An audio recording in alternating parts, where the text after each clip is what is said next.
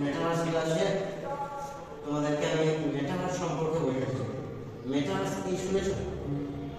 Metaverse, মেটা এবং verse শব্দ থেকে এসেছে। মেটা শব্দের অর্থ কাল্পনিক এবং ভার্স শব্দের অর্থ জগৎ বা ইউনিভার্স। আর মেটাভার্স অনেক আগেই ছিল, কিন্তু আস্তে আস্তে ডিজিটাল যুগের মাধ্যমে ডেভেলপ হচ্ছে। মেটাভার্স হচ্ছে এমন একটা জিনিস, একটা কাল্পনিক জগৎ, আমাদের চারপাশে একটা কাল্পনিক জগৎ তৈরি হবে, একটা ভার্চুয়াল রিয়েলিটি তৈরি হবে, যার মাধ্যমে আমরা সেটাকে আরো শিক্ষা ব্যবস্থায়, চিকিৎসা ক্ষেত্রে কাজে লাগিয়ে আরো ডেভেলপ করতে পারবো। এবং মেটাভার্স শিক্ষা ক্ষেত্রে কিভাবে কাজে লাগে তার আগে বলি, মেটাভার্সের এই যন্ত্রটা নাম কি?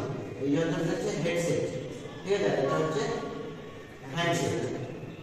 এগুলো হ্যান্ডসেট কন্ট্রোলার, এগুলোর মাধ্যমে কি হচ্ছে, আমাদের মেটাভার্সটা পড়ার পরে ভিতরে একটা ডিসপ্লে শো হচ্ছে, সেটাকে আমরা কন্ট্রোল করতে পারবো, ঠিক আছে? এই হ্যান্ডসেটের মাধ্যমে কন্ট্রোল করতে পারবো। এটা রাইট হ্যান্ডসেট, এটা লেফট হ্যান্ডসেট, ঠিক আছে?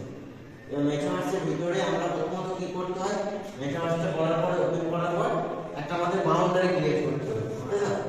সেই বাউন্ডারি ক্রিয়েট করার পর কি হচ্ছে, সেখানে আমাদের মধ্যে ওইরকম একটা অবতার থাকবে, তাই তো? সেই অবতারটা আমাদের মধ্যে হাত পা অঙ্গভঙ্গি করবে এবং আমরা সেই অবতারের মাধ্যমে বিভিন্ন কার্যকলাপ করতে পারবো। তাহলে মেটাভার্স কিভাবে কাজ করে, তখন কি বললাম, শিক্ষা ক্ষেত্রে কিভাবে কাজ করবে। শিক্ষা ক্ষেত্রে মেটাভার্স আস্তে আস্তে উন্নতির মাধ্যমে কিভাবে কাজ করছে, যেমন ধরো টেলিমেডিসিন বলি, তুমি টেলিমেডিসিন একইভাবে ফোনে ডাক্তার দেখাও, তাই তো? এটা টেলিফোনের মাধ্যমে ডাক্তার দেখানো টেলিমেডিসিন। বর্তমানে মেটাভার্স আসার ফলে কি হচ্ছে, ডাক্তার মেটাভার্স প্রযুক্তি ব্যবহার করে এবং একটা রোগী সেই মেটাভার্স প্রযুক্তি ব্যবহার করে একে অপরের সাথে কানেক্টেড হতে পারছে।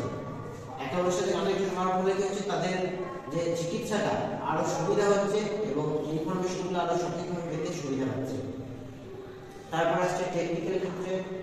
মেটাভার্সের মাধ্যমে আমরা টেকনিক্যাল ক্ষেত্রে তোমাদের মেটাভার্সের মধ্যে ধরো একটা কোনো ইলেকট্রিশিয়ান ধরো একটা ডায়াগ্রাম তৈরি করা যায়, পুরো ওয়্যারিং ডায়াগ্রাম তৈরি করা যায়। তুমি সেটা মেটাভার্সের মাধ্যমে প্রথম ডিজিটালি করে দেখতে পাচ্ছ, জিনিসটা শনাক্ত করতে পারছো, কোথাও ভুল থাকে জিনিসটা কারেকশন করতে পারছো, তারপরে সেটাকে বাস্তব রূপান্তর